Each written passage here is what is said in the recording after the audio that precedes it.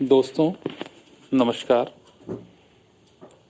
आज मैं आपको एक ऐसी घटना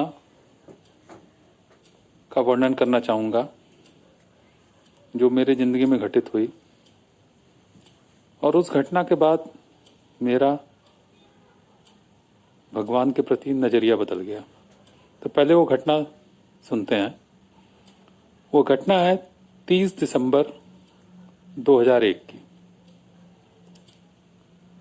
मुझे अपने एमटेक थीसिस को कंप्लीट करने के लिए 31 दिसंबर 2001 दिन सोमवार की सुबह आईएसएम धनबाद पहुंचना था और मैंने नई दिल्ली से धनबाद के लिए सियालदह राजधानी एक्सप्रेस में रिजर्वेशन कराया था जो 12 वेटिंग में था। 1 महीने पहले मैंने कराया था और मेरी नई दिल्ली में नौकरी लगी थी तो मुझे ज़्यादा दिन की छुट्टी नहीं मिल रही थी, तो उन्होंने 2 दिन की छुट्टी दी थी।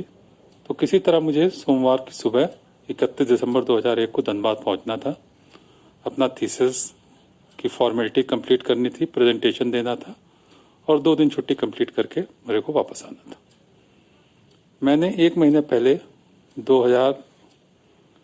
1 दिसंबर 2001 को काउंटर टिकट कराया था। उस समय ऑनलाइन टिकट उतने प्रचलन में नहीं थे, तो मैंने सियालदह राजधानी जो दिल्ली स्टेशन से शाम को 4:30 बजे जाते उसमें रिजर्वेशन कराया। ठीक है, मैंने सोचा कि 12 वेटिंग होती ही कितनी है, वो क्लियर हो जाएगी। लेकिन उस दिन पता नहीं क्या घटनाक्रम हुआ, क्या ऊपर वाले की इच्छा थी। मैं स्टेशन पहुंचता हूं और मेरा वेटिंग 1 पे आके रुक जाता है। अल्टीमेटली मेरी वेटिंग क्लियर नहीं होती है। तो आप समझते हैं कि सियालदह राजधानी या जो भी राजधानी में उस समय ये रूल था, वेटिंग के जो यात्री थे वो यात्रा नहीं कर सकते।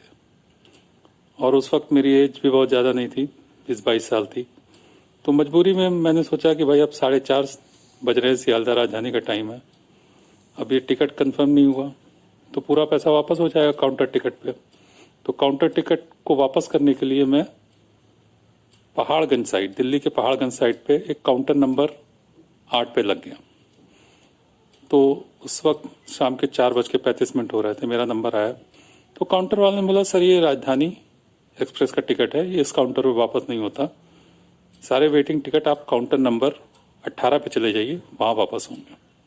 ठीक है, मजबूरी थी, मैं काउंटर नंबर 18 में लग गया। मैं काउंटर नंबर 18 पे लगा हुआ हूँ और 4:40 शाम के समय है। तभी मेरे पीछे एक आदमी खड़ा हुआ था जिसका नाम था जफरुद्दीन मलिक, लगभग 32-33 साल की एज होगी।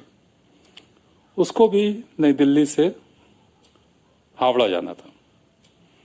तो मेरे पीछे लगा था। मैंने कहा, सर आप की क्या घटना है? तो उन्होंने बताया कि मेरी माताजी की तबीयत नई दिल्ली में खराब हो गई है, मुझे किसी काम से हावड़ा जाना था, तो मेरा टिकट तो कंफर्म है लेकिन मुझे ये टिकट वापस करना है क्योंकि मुझे अपने माताजी को हॉस्पिटलाइजेशन कराया है और कुछ फॉर्मेलिटीज़ पूरी करनी है। तो मैंने उस आदमी से रिक्वेस्ट किया कि सर आपका टिकट तो कंफर्म है, आप नहीं जा पा रहे, ऊपर वाले की इच्छा, लेकिन मेरा टिकट वेटिंग में है, अगर आप इजाज़त दें तो मैं आपके टिकट पे यात्रा कर लूँ और आप मेरे टिकट को वापस करके पूरा का पूरा पैसा ले लें।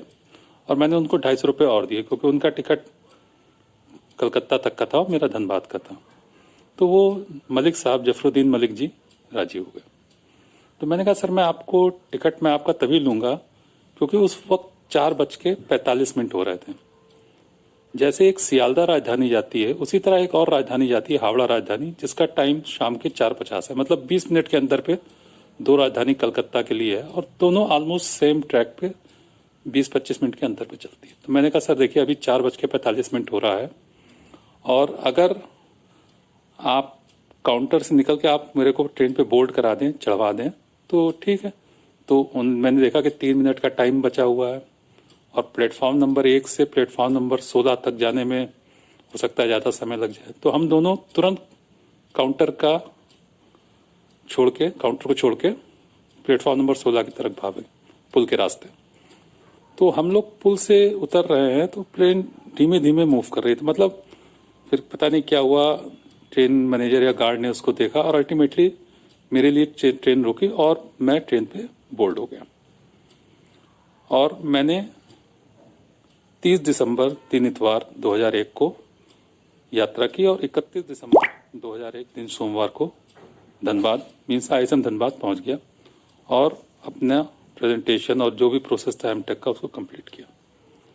उस समय आईएसएम में ये रूल था कि अगर आप लास्ट डेट मतलब 31 दिसंबर तक अपनी थीसिस नहीं कंप्लीट कर पाते हैं तो आपको 6 मंथ का एक्सटेंशन लेना पड़ेगा, प्लस वो एक्सटेंशन आपका विदाउट स्कॉलरशिप होगा, क्योंकि हम लोग को स्कॉलरशिप मिलती थी।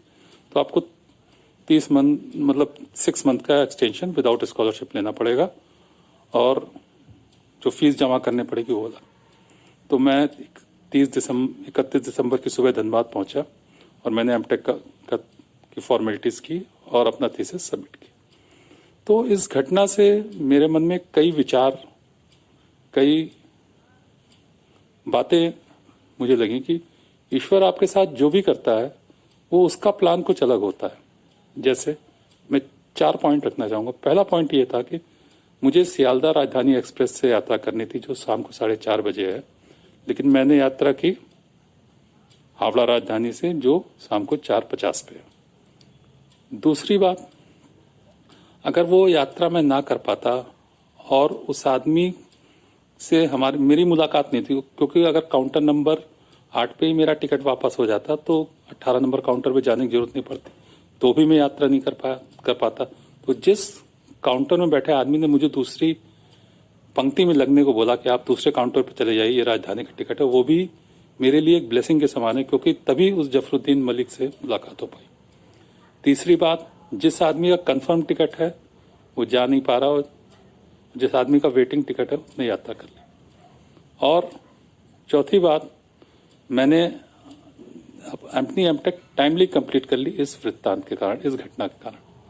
तो जो भी होता है, चाहे आपको ऐसा लगे कि वो आपके हित में ना हुआ हो, आपके फेवर में ना हुआ हो, लेकिन उसमें ऊपर वाले की कुछ इच्छा होती है और उसकी इच्छा का हमें सम्मान करना चाहिए और उसे प्रारब्ध मान के ईश्वर से कहना चाहिए भाई हमको सहयोग दे, हमारे इस शक्ति को सहने की क्षमता दे और स्वीकार करते रहना चाहिए। तो चमत्कार होते रहते हैं और इस घटना के बाद मुझे ऐसा लगा कि चमत्कार एग्जिस्ट करते हैं, केवल भगवान पर विश्वास करने की जरूरत है। मैंने आज भी वो पीएनआर नंबर अपनी डायरी में रखा हुआ है और मैं उस जफरुद्दीन मलिक आदमी को भी एक ब्लेसिंग की तरह मानता हूँ कि वो मेरे पीछे आके जस्ट खड़ा हो गया और 2 मिनट की बात में उसने अपना टिकट मेरे को दे दिया।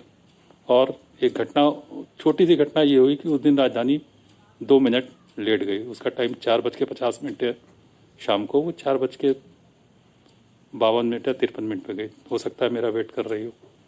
तो जो भी होता है अच्छे के लिए होता है।